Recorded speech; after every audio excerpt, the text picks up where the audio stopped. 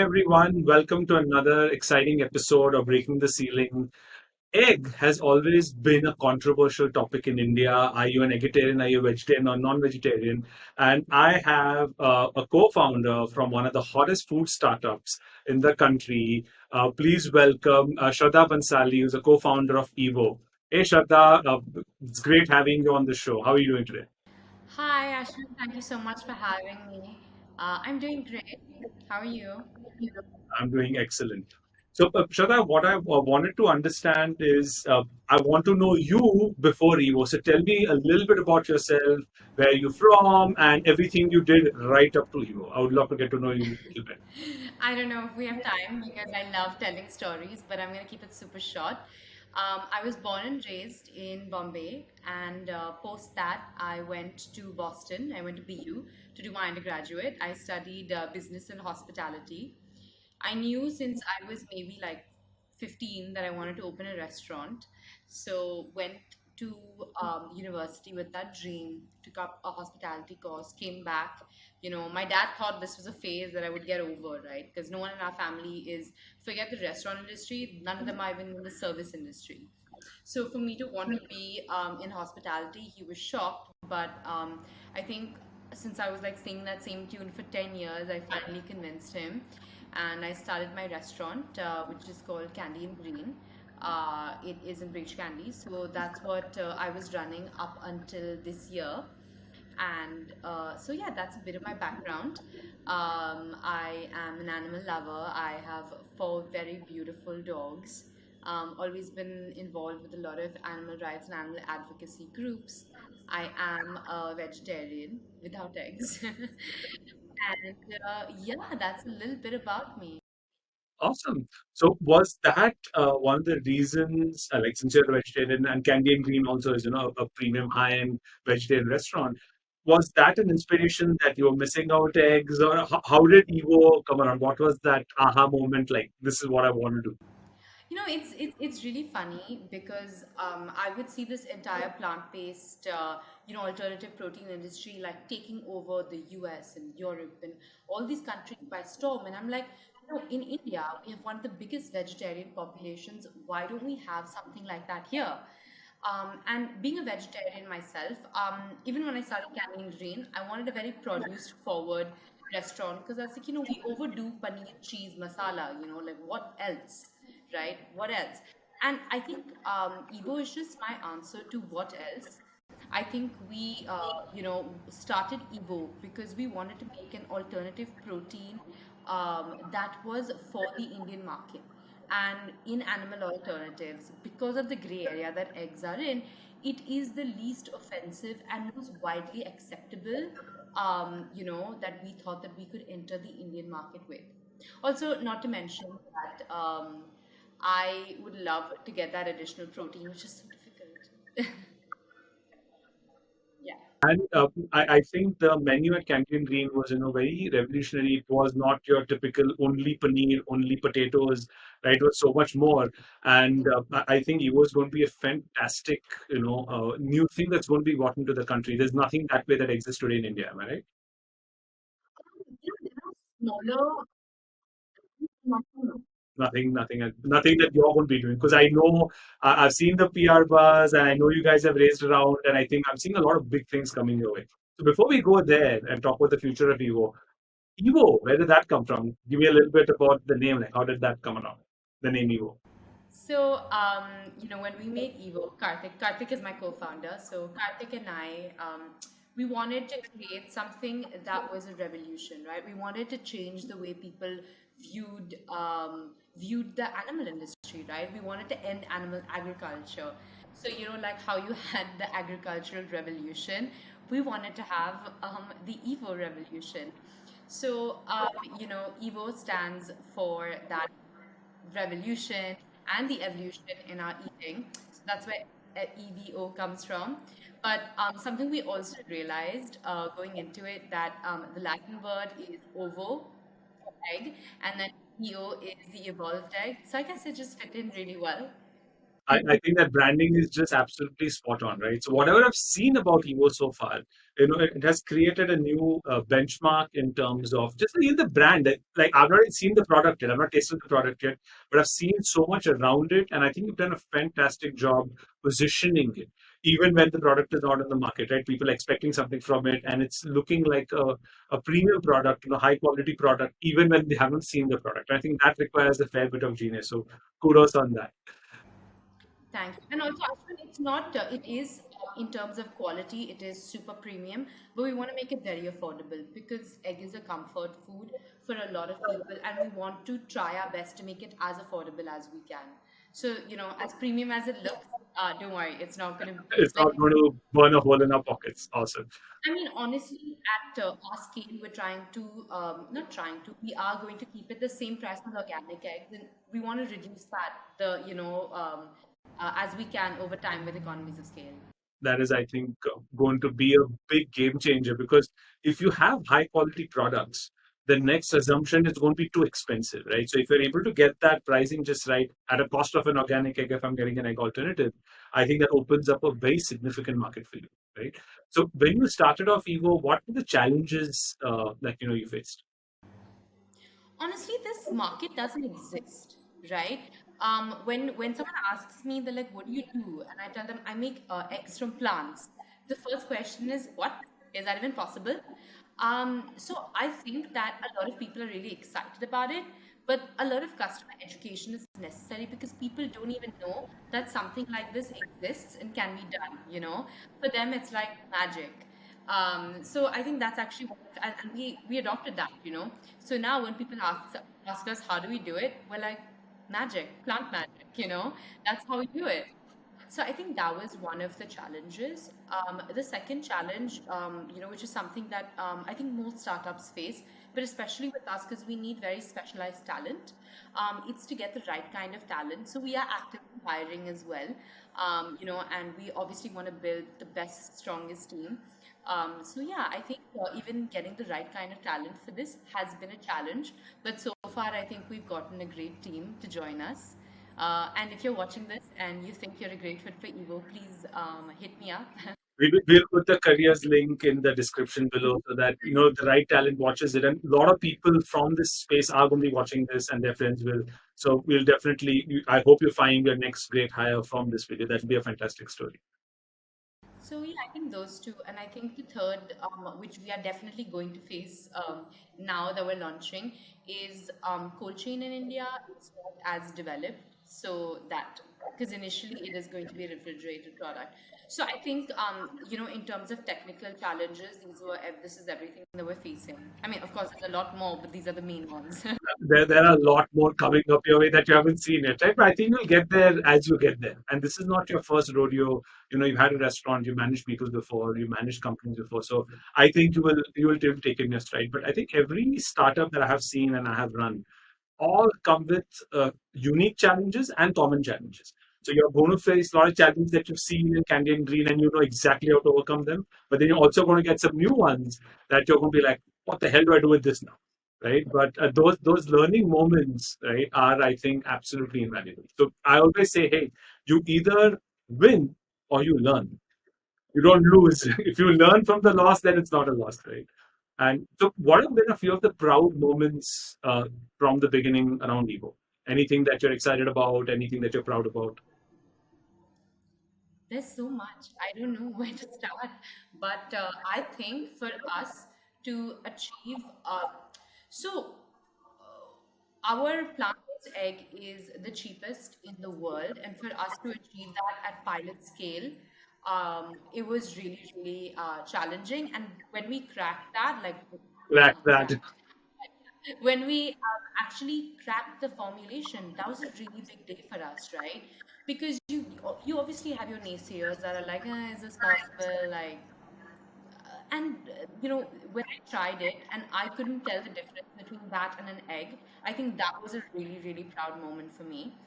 Uh, yeah, I think, I mean, also, there have also been some PR proud moments. So, Kartik and I won Forbes Under 30 for Asia this year. That was pretty. That is awesome. That's fantastic. That's really, really cool. That is something to be really proud of, right? That's, I think, That's literally a once in a lifetime achievement to get the, because once you cross the 30, you can't be under 30 anymore. Tell me about it. I'm trying to get to the one under 40 yet, which is very difficult. I mean, if they're watching, please give it to Ashwin. One deserves it more than him. And while you're at it, consider me too, please. No, so I think you're doing it right. So I've seen the PR around this as well, which has been fantastic, and I think that's been your backyard. You've been great at PR. You've been great at handling public relations as well. You've been the face of Candy and Green as well, right? So I think that just comes to you more naturally, and I think that's going to play into the evolution of Evo, and that's going to be a very very big part. Because a big challenge which is going to be coming up is people wanting to try this. And if they haven't tried it before, it's very rare that if they're not even heard of it before, they're going to pick up a bottle, right? But if they hear about it in PR, which I'm very sure it will, once it launches, you're definitely going to hear about it in PR, which will overcome that objection and people will look forward to trying it. And I think that's going to be a very, very crucial piece that PR is going to play in your success story. So kudos to that. Completely agree with you. You know, Ashwin, when you tell me this, uh, everyone always messages me, who's your PR agency? Who do you work with? And I love that because I'm like, no, I do it myself. And they're like, wait, what do you mean? Like, how do you email people? And I'm like, you know what? I don't think that's not what you should be focusing on. I think make a great product that people really want and and they will write about you, right? You are the right person for your brand, and you're making something new, and you're making something exciting that is current with the times. I don't see why you wouldn't be in the press. And I think that's just something people always ask me, right? Even with Candy and Green, we were a tiny restaurant in the middle of Breach Candy. They're like, how did you get so much press? Sure, we had a lot of great agencies that we worked with, but 2, 3 months, 2 months, and then those lulls, it was just us. And basically, what I'm trying to say is, when you have a product that's exciting enough, people will talk. You just have to make sure that the conversation is correct. But thank you so much for that. No, so you made it sound so easy. I know a lot of great products that never got press because unfortunately the founders didn't know how to do it. And by the way, one of those founders is me, right? I sucked at PR about 8, 9 years ago. And I hired an agency. We spent few lakhs on them. We got nothing. Hired a second agency, third agency. And I got after the third agency, we got like one mention in an article. And I was like, this is absolute BS, right? So at the same time, I had met Devita Saraf, who was the CEO of VU, and we had shared a stage at a particular event, and we became friends. But then I know the kind of PR that she had built around herself. So I went and spent some time with her, and I went with a list of 50 PR agencies in the country. She took a look at it and she tore it and threw it away. And I was like, okay, that's being a little dramatic. I'm like, what the hell? Like, didn't I get your agency's name in there, or what are you like upset about? Then she actually taught me in the next 5 minutes, that's it, 5 minutes, what it took to get good PR, right? And then when I followed her advice, after 2 months, we are now able to turn PR on and off the way we choose, right? So whatever that was, and now till date, she's like my mentor for PR, in the press. Her secrets are like absolutely mind-boggling, and I'm very sure you're also doing a lot of the same things. So we should compare notes at some time, right? So having for me, it was having a mentor who I learned from, who taught me that, and I have mentors who taught me multiple things. So that actually brings me to my next question: do you have mentors in your life who have changed you as a person and have helped you in business? Oh, for sure. I think uh, both for Candy and Green, Evo, my personal life. Like, I have mentors because I believe that number one, if there's a mentor that I can't access, I'm sure they've written a book, so I go read their book. And then there's so many successful people. Who I would just hit them up for advice. And I think this is something I learned that I like to share. When you really look up to someone and you just DM them on Instagram, right? Find a common link and you DM them on Instagram and you tell them that you really like what they're doing and you'd love to buy them a cup of coffee. I mean, no, I've never had someone say no to me. I've always had that cup of coffee with that person. It might not be, they might not have, to be able to mentor me my, like, my whole life, but that one cup of coffee, I get all my questions out of the way. And I do it in a way that it's not only about me, it's about them, right? Because I want to learn from them. So I think that way, there's so many restaurants, that I've literally done this with. So Gauri from Table was one person I just randomly DM'd and I was like, hey, I really love what you're doing. Can we chat? Karan was another person, another friend of mine from Ghost Kitchens. He is someone, again, I really love the way he grew his business. So I was like, I'd love to buy you a cup of coffee. And then see, with our advisors, when it came to an international scale for Evo, it was just me randomly, in people's LinkedIn inboxes and telling them, about why I love what they do and why I would like to talk to them. And from there, actually, we made a couple of great mentors. So Ryan Bethencourt is one of our mentors and advisors. So is Stephanie Downs. Such great names, in the alternative protein field worldwide. And so proud to call them mentors. And yeah, and personally, my biggest mentor is my father.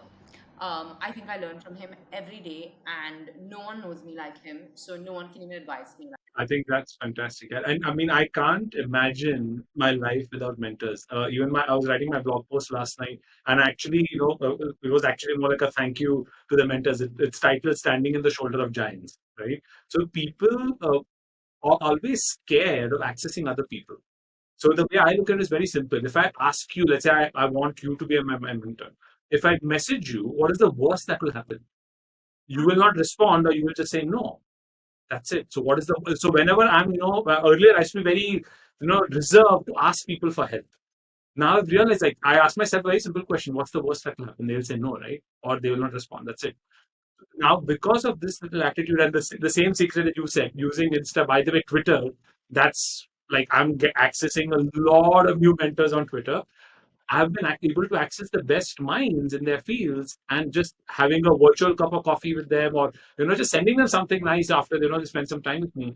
But that goes such a long way, because you're able to uncover so much information, right? They are so large-hearted to share that with you, right? So a very proud moment for me. One of my mentors, his company just got valued at $1 billion, not million, $1 billion, and he cashed out at 450,000 crores.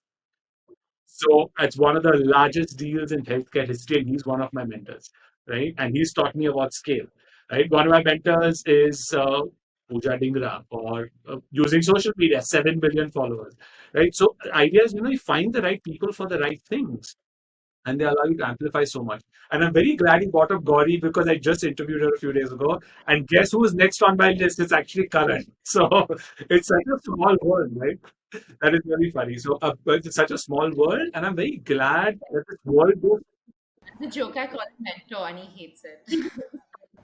He's like, where to spend when I give you advice. And no, so it's great, because I've seen that people who are leaders, right? They understand the value of what they've learned, and if they're large-hearted enough, they'll actually share that with others. So it's good to identify these people, and it is okay if somebody says no or doesn't respond. That shouldn't drag you down. You should still go ahead and write to more people, because somebody is going to respond. And you have 100 on 100 score now. That motivates me more to write to a few more people, right? But yeah, I'll tell you why, Ashwin, and I tell this to a lot of my friends as well, because even they're like, no, what if we write to them and they don't respond? I'm like, okay, now tomorrow if I wrote to Elon Musk, he's not going to respond to Shraddha Bhansali, because who am I, right? In that scale of thing.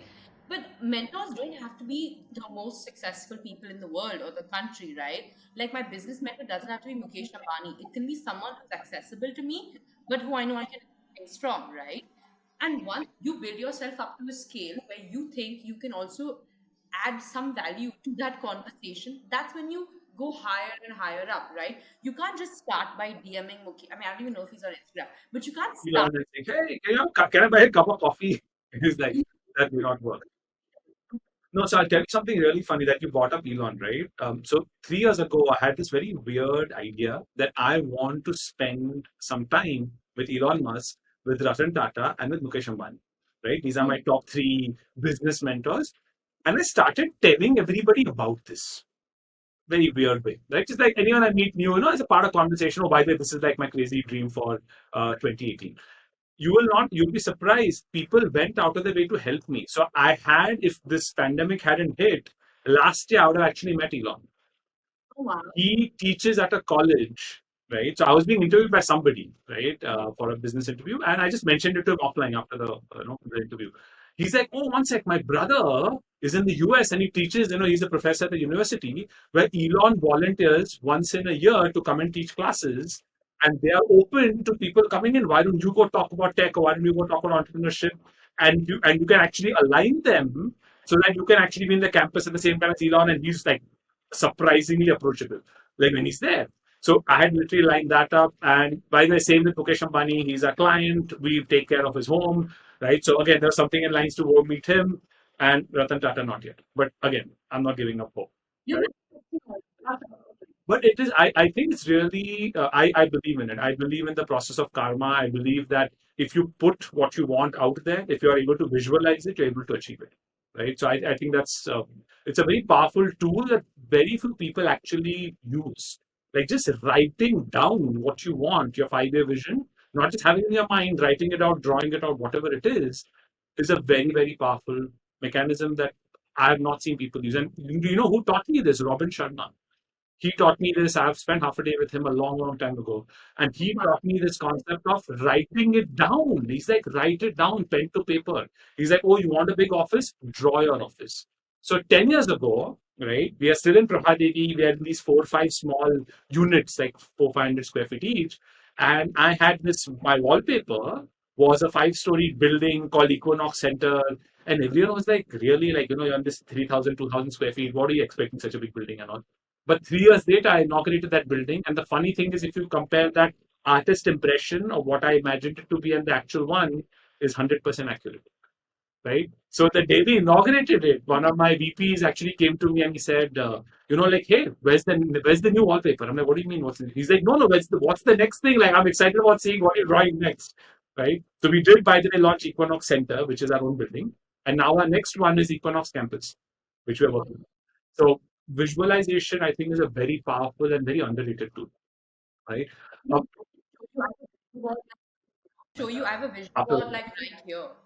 but that's I color important. It's so pictures. important. I'll show you. I color pictures of But things it's I so want and important I to put them up. visualize what you want because that's what you work towards, right? Like by end of the day, if you've not moved just an inch towards your final goal, what have you done? That I mean, that's maybe I'm a little fanatic, but that's what I look at, right? Like I have my vision board. I have like it could be virtual or physical, it could be a diary, it could be virtual.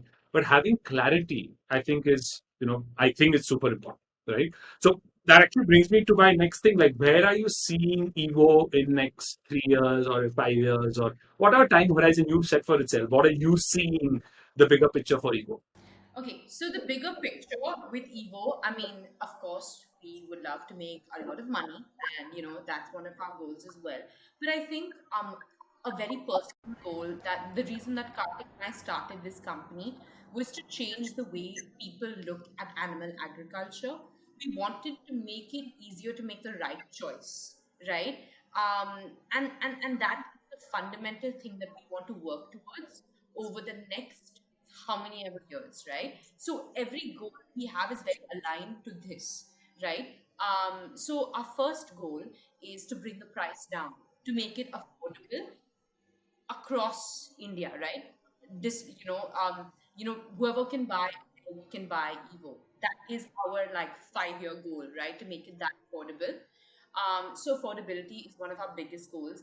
The second one is we're very focused on the egg spectrum, but we definitely want to increase our impact. So you will be seeing Evo in a lot of other countries. So expansion is also something that's really dear to our heart, and we definitely want to give back in some way. To the plant-based community. So we are looking at things in that space as well. I think that's fantastic. I think it's business centric, but it's also very people centric. It's very earth centric as well, right? So I think that's a very good vision to have, a very good purpose to have. And if you make this purpose and vision public, as public as possible, you will see the right kind of people being associated with you, right? So earlier you're talking about attracting the right talent, making sure that they are passionate about the same visions that you are passionate about is, I think, one of the secret sauces of getting great set of people, because they know, hey, if you have to put in hard work, if you're doing this, what are we doing it for? And I think today people want to know it's no longer a 9 to 5 or my salary I work. People want that purpose. They want that leader. They want somebody to motivate them. They want somebody to follow, and they want somebody to have that larger vision which they can call their own. Right. So I think that's fantastic. I love the vision that you've created, for Evo. So Because, me and Kartik, we discuss it, right? Like when a company grows, sometimes you lose sight of what's so important. So sometimes when you're asking a decision, um, all your decisions, right? You can just answer them by saying, "Will this help us in animal agriculture?" Right? And if the answer is yes, go with it. If it's no, find a very profitable way to do it, but don't go that route, right? And I think that's how you keep the core value of a company alive. absolutely. So at Equinox, we actually have 5 core values, and we ensure that every single day that each leader practices it. It's not just something that's on the wall. It's something you need to know first of all by heart, because if you don't know the core value, how are you going to practice it?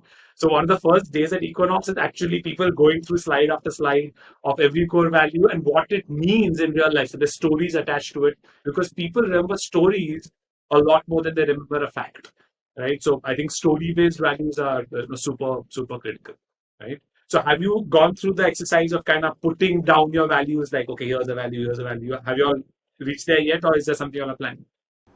So, we do these like town hall meetings with our entire team. I mean, right now they're just on Zoom, where we discuss what our goals are, where we can get better. No, but we haven't actually gone and written it down. We do have, our welcome letter that we give everyone when they join us. It's really cool. Actually, one of our questions we ask people when they apply for a job with Evo is which Harry Potter house are you? People define themselves, right? It's not like for one house over the other. We just want to see how well people can judge themselves. And then, honestly, I think we try to play on people's strengths. So, yeah, and then we have a bunch of things we write down in terms of the personality traits, books we'd like them to read, how we behave with each other. So, that is definitely there. But we Fantastic. I love the which Harry Potter, I mean, which house, which Hogwarts house do you belong to, and why? Like, why did we say Slytherin? Like, Slytherin's okay, but why did we say Slytherin, right? That would I'm be a an interesting one Slytherin, to so is read. Kartik. Has We anyone both written are Slytherin? I'm Slytherin, just and curious. that's why we came up with this because honestly, we both recognize that we're very ambitious, we're very passionate, we're go-getters. Doesn't mean we're bad people, but like those are the core qualities of a Slytherin, and I think I think I'm going to steal that 100%. After this, I'm going to call with HR like new question, which house and why. And but I think reveals a it lot of does, and it makes puts them in a more lighter mood. You know, yeah. 100%. Absolutely. So on to my next question. What advice would you give your 18-year-old self if you could go back in time and just give one piece of advice? What would Fail forward. Yeah, I think that when you're 18, you're so scared to fail. Um, you're just always, walking on eggshells, trying to avoid mistakes. But yeah, eggshell? egg- Sorry, it was right there. I mean, I had to take that. yeah, Sorry. so I think I think I would tell my 18-year-old self to stop trying to avoid failure. And like you said, you never fail, you only learn. But obviously, make decisions that I think are going to take me forward. And even if I fail, I'm not failing at the same place I was. I failed at a step above. And you keep going and going, and either you win or you learn. And that's it. Simple. I love that piece of advice. So at Equinox, we have a concept called fail forward. Like the way you win is you fail. The other day I saw, I think it was on Twitter, a very nice diagram. It's like when you have failures, think of failures not as gravestones, but as stepping stones towards success, right? So I think that was a beautiful line, and I love that line a lot. Think of failures as not as gravestones, but as stepping stones. Because guess what? Failure is not the opposite of success; it's a part of it. So if you're going to succeed, you're going to fail because you're going to try new things. Some of them are not going to work out. Most of them may not work out, which is perfectly fine because something will, right? So I think that's you need one to work, and then you can scale that one thing. right? So I think you're on the right path, and I love the way you're creating culture at Evo. Even though you've not written it down, you've not written core values, but I'm learning so much out of this, and this is fantastic. I'm going to definitely the Slytherin thing or the Hogwarts house 100% feeling. I don't know. I've not. So now, I mean, okay. All truth, I have not watched as much Harry Potter as I should have back in the day. Now my kids are like super into it, and we watch one like every weekend. And yeah, I'm still trying to figure out which house I am in. And my kids are so it's actually by next Sunday. That's a thing that we had discussed. Like, oh, by next Sunday we're going to decide. So last weekend we watched which one was that? The my God, I'm very horrible at names. I forgot the one we watched. Not the Sorcerer's Stone, number four. I forgot the fourth one. Phoenix, the Order of Phoenix. That's the one we watched. And yeah, so by the fifth one, we're supposed to figure out which house each one of us is. So I'm looking forward to that conversation. And it's going to be a lot more interesting to see what a 6-year-old and a 9-year-old and how they reason with themselves or with us to justify their house. I think that'll be a fun one to look at, right? So talking about fantasies, uh, what is a superpower? What is a superpower that you have that nobody knows of? It's a superpower, yeah. I think I can read people's This mind. one makes people think. I can. You can? I'm very intuitive. So even if I can't read it, I can. I don't know. I have a good idea of um, what someone's thinking or what someone's. How do you say it? It sounds really weird to say it out, but you asked me. You asked me for this question. But it's perfectly fine. I mean, I think you know what people are thinking, or you can make a good guesstimate of what's Yeah, going on in yeah. people's mind. I think it's difficult to trick me like that. Yeah. True, true. My superpower, by the way, is reading people, Oh, body language, and guess where I where? learned it? Playing poker. Did you make a lot of money? They make a lot of money. But I mean, we play for fun, but yeah, we obviously little money involved. But that one thing, actually, that one game has taught me so many things. So, by the way, one of my proposed TEDx topics is business lessons from poker, which I think is going to be an interesting one. So, I have like I've made a good list of like what I have learned in business from poker. And I've been applied a lot of those principles in a business too. I'm planning to apply. But I think that will make a. Would you That's watch it. that I would. I TEDx? would. Of I like. That's so cool. And so, because last year my team sent out an application which said something about food safety, which is great. I just don't think it could use a larger audience. But when I suggested this topic, my entire team was like, "That sounds really cool. Like we would like go out our way to see that one." So I'm hoping that. No, it's definitely cool. Yeah. I mean, I always just talk about sustainability, and I'm like, can I just like because everyone's like, oh, we want you to talk about sustainability, and I was like, guys, there's a lot more to me as well. True, right? I mean, there's so many aspects of people. Like many times, people just pigeonhole people into one little thing, and which is, I mean, it's good to No, have I mean, I'm expertise not in one, but you complaining. can You have know, more input. of course, I mean, whoever I can help. But yeah, that's a really cool topic, and you should really do it because I would watch it. So, Shraddha, tell me a little bit about work-life balance. How's that? People glamorize this rest when you're dead mentality for entrepreneurs, especially in your 20s. And I started from that place. And very, very, very soon I burnt out. I no longer respected me. I don't think my staff respected me. I was always on edge. And honestly, I landed myself in therapy. It's like really not worth it. And then I learned, I was like, setting deadlines for yourself, super important.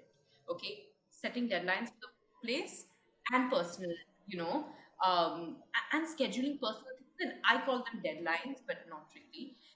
I need to meet this person, this week. And that was my deadline, right? Because I genuinely felt that, this whole rest when you die attitude, it's not healthy. And I've done it and I would never do it again. So now I think I surround myself with people who are much smarter than I am, who do are so much better than me. So, I'm very okay with delegating as well as collaborating. And I think that that has taken a lot off my plate for me to have a great work life balance. And I genuinely feel like now I do take all the trips I want to take and I meet my family. and I get time for my dogs, and I do a great job at work. I was going to ask you about your dogs. So tell us a little bit about your dogs because I think they're a big part of the balance, right? The work-life balance. I think dogs are a big part of your life. Oh, really? Yes, yes, yeah. We're just making an office for Evo right now, which is pet friendly, so I can bring them. Wow, I think that's going to be fantastic. Like you're going to be taking your dogs to work, and other people can bring theirs as Yeah, well. dogs, cats, parrots, whatever you have, you can bring them. Oh wow, I think that's going to be yeah. Whenever that launches, please call For me. I don't have a dog. Always wanted one. Out of the four of us, I've got three convinced. I still have one who's not even on the fence, completely on the other side. So I'm slowly nudging my wife towards the fence to see whether she'll come on this side, and that's the only way we can get. I can just bring one home and put one in her lap, and she's going to melt. I was going to do that yesterday. So yesterday was her birthday, and I was planning to do that. And she warned me, like she woke up and she warned me. She literally knew I was planning that because me and the cousins were actually trying to do that. Like everyone else in our family has dogs. All her cousins, all of everyone has dogs except us. So we go to other people's houses, like when we used to, literally to play with the pets. Like they happen to be that okay, great, you're there, but I've come to play with Mo, or I've come to play with Mogamba, whoever. Ashwin, you are welcome anytime to play with all four of my dogs. I know I'm looking forward to it. Definitely, right? I think that's going to be a lot of fun. So, as we're kind of wrapping this up, what advice would you give a person who's entering the food space now? It's so difficult because the time also is so difficult right now. I don't want to like it. I have to think about this one. You have to think about this one. I do. Because honestly, I think a year ago it'd be very different advice, but I think now the scenario has really changed. Um, So the other day, I was asked the same thing. That hey, anyone getting into business wasn't it specifically to food business, right? Anyone starting a business right now, what are the changes that they need to look at, right? I mean, how do you start a business in this environment? While I know a lot of businesses closed down, I also know almost equal amount of businesses that opened up. Because what has happened is because of the pandemic, we've been pushed forward 5 to 7 years on the tech front. The entire world has become a lot more tech friendly, right? When my 90-year-old grandma knows how to use an iPad and start a Zoom call, I think tells you about it because we can't go meet her. So literally, she's like, click, click, she knows how to use Zoom. My 70 plus father-in-law, he knows how to order on Zomato, on Amazon. Otherwise, it would have been called to me or called to my wife. So I'm seeing a lot of changes happening in the elder generation, and everyone has become so much more tech friendly, right? So anything you do, I think, should have tech as a part of it as an enabler, right? Definitely, it helps reduce cost. It helps free up the consumer to take decisions day or night. It's you don't have to have a customer care helpline or anything that way. So I think having tech over there and having one of your founders or mentors in tech is going to be a big boost, right? What many people don't know about me, I mean, people know me as the food safety person. Okay, I work with FSSA, all of that. What most people don't know is my basic education and my basic passion has been in tech. I'm a computer science guy with MBA in marketing, right? And for the longest time, I didn't nurse that side of my age, which was like I wanted to run a tech company.